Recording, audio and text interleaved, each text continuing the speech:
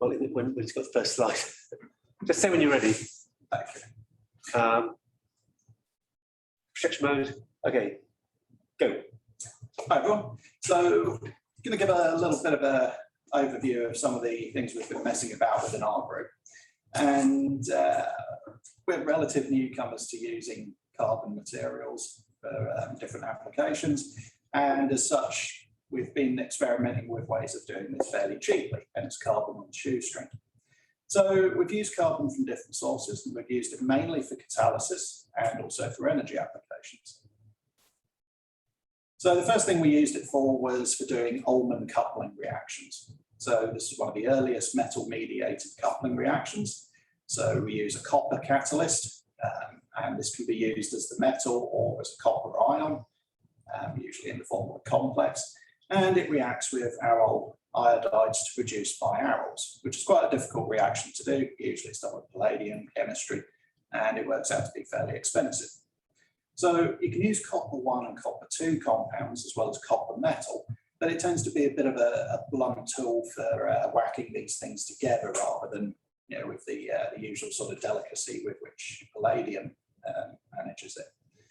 But we like to play with these things because it is actually a very cheap way of doing this. So you can see a few examples there of the type of reactions that people look to do with these Ullmann couplings, but it gives us a couple of problems. Now, copper metal can be surprisingly difficult to remove from the reactions. So, and you can also form complexes from the metal where it's performed the coupling as well. So if you're making, say, for instance, carboxylic acids and coupling those together for making ligands for metal organic frameworks, they can complex that copper and take it up into solution or cause precipitates that mix with the different phases you're making. So something we were really interested in doing was immobilizing the copper catalysts. And given that many of the catalytic systems we were looking at involved multiple pi rings, we thought that absorbing them onto graphite or graphene surfaces could be a good way to do this. So we started off with a very simple Schiff base compound, and the Schiff base itself is just the condensation of 2-aminophenol and salicylaldehyde, that's the one. And that couples together to give us the Schiff base that we call H2SB1. We can then complex that with copper and also usually with a second ligand, and then that will give us a species we can use. The idea is that we have here our complex, we get an overlap of the pi rings of the ligands with the graphene underneath, and then that leaves the copper site exposed to interact with the different aryl groups, and it adds oxidatively across the aryl iodine bond there. So the compound we had, SB1, copper SB1, gives us these dimeric units, and this stuff's actually really insoluble. It's like brick dust, but we can dissolve it in DMSO. And doing that, it means that we can actually get different solvation states, which allows us to access different EPR and UV-Vis signals for each one of the states. So potentially, this could give rise to different sensing applications if we're able to immobilize these and investigate them through different routes such as this and also electrochemistry. So we can take a solution of the coordination polymer in DMSO and drop it onto a graphite covered plate. The way we did this, because we were due to do an experiment, it was a bit short notice, we couldn't get any commercially made graphite covered plates. So we just literally put some graphite powder on 2 glass slides, rubbed it together and polished it until no more graphite was coming off. And you could see there was a very, very thin grey layer on there, which was also very hydrophobic. So we changed the properties of the surface of the glass, but it was completely transparent as well.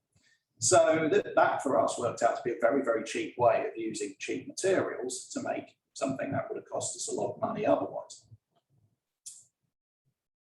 And from that, you can see that with the different crystallization techniques that we used. So the first one was a DMSO solution of the catalyst, followed by vapor diffusion of water to cause precipitation. We got some nice little crystallites here, but what we were hoping for was to make them even smaller.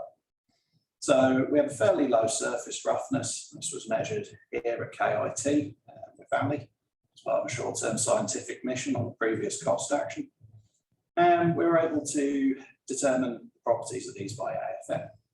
Now, the particles were fairly large, so there was a good chance they were going to lift off the surface. So we were looking for a way of making much, much smaller particles with a higher surface area, which if you're doing heterogeneous catalysis is what you're really looking for. So we found, as well as DMSO, we could use pyridine. Except in this case, the pyridine actually is a good solvent for occupying one of the sites on the copper metal. So as well as that, pyridine evaporates quite quickly, and this led to very fast precipitation. Now we get much, much smaller particles of the catalyst on the surface there. Now, we didn't get quite the sort of atomically thin layer we were looking for, but we definitely reduced the particle size. And yeah, this is actually giving us quite a good basis for looking at Ullmann coupling reactions that are immobilized on a surface. So we've used a very cheap, very easy method of getting very few layers of graphite onto a substrate and then using that for an application. Now, the next little foray into using carbon in our laboratory is an offshoot of our current research into battery recycling. So, as well as looking to recycle lithium cobalt oxide batteries, we're also trying to find other ways to sustainably produce materials for energy storage applications.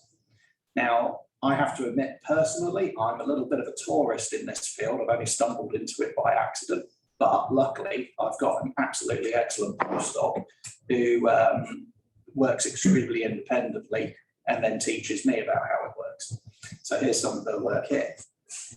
And what she's been doing with this is she's looking at different systems such as magnesium sulfur batteries and also supercapacitors, and producing different carbon sources to act as electrodes in these. So the first one she used was plum stones. So basically, once she'd finished eating an entire thing of plums, so at least we don't have vitamin deficiency in our group, so that's a start. She then took the stones, ground them up, which was quite a job in itself, then calcined them and gave them a further grinding step. And they were calcined at 1,000 degrees under nitrogen. So this material was then known as PS1000, so plum stones, 1,000 degrees. And you can see in the third diagram there, we actually get this amazingly smooth, very light absorbent carbon material here, which works remarkably well in this particular case. There's an active electrode for supercapacitors.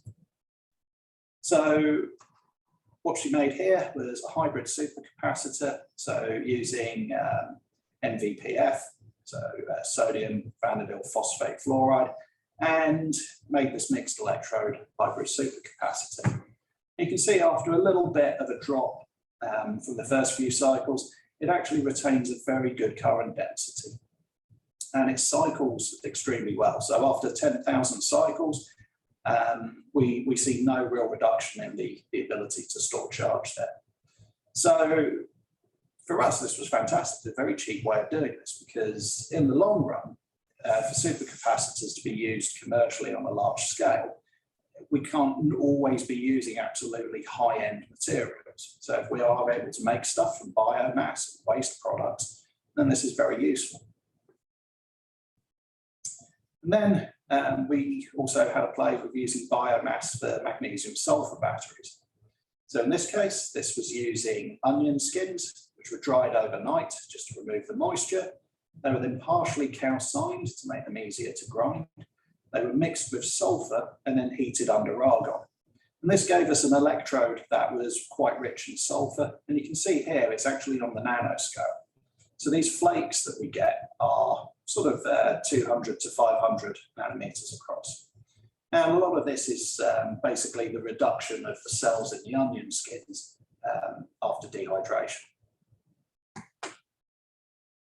And you can see from doing X-ray dispersion experiments that the sulfur is really well distributed throughout the sample. So that grinding and heating with those extremely small particles, you can see it matches the carbon very well. So it's well distributed on the surface. So that means we have a very high active surface area for making magnesium sulfur batteries. And she's had a go at actually making one of the batteries here, and you can see it's actually got a very good cyclability. So really, between about the 10th and the 50th cycle, there's only a very, very small drop-off in the function there. So for us, a lot of it is looking how to do these things sustainably, how to do them cheaply, and ideally, how to do them at scale as well. And we've used very, very basic equipment, so a mortar and pestle and an oven, and that's been enough for us to actually do coatings of these compounds. So we're also looking at other uses for nanomaterials, such as recovering reduced graphene oxide and graphite from lithium-ion batteries, which has also given some fantastic results so far. And then we're potentially looking, given that these electrically, they're active electrodes, we can use them also towards sensing applications, which is a further research proposal we'll be putting in soon. Okay, so that's enough for me going on about that. Just like to thank everyone who's involved in this, especially Dr. Geeta Singh from our group, who's done the vast majority of the work on the biomass carbon and supercapacitors. Rona Lonergan, who has worked with Ali here on the Ullmann catalysts, and also everyone else who's worked on the various different aspects of this, and also SFI and Marie Curie actions for funding different aspects of the work. Thanks. Thank you very much.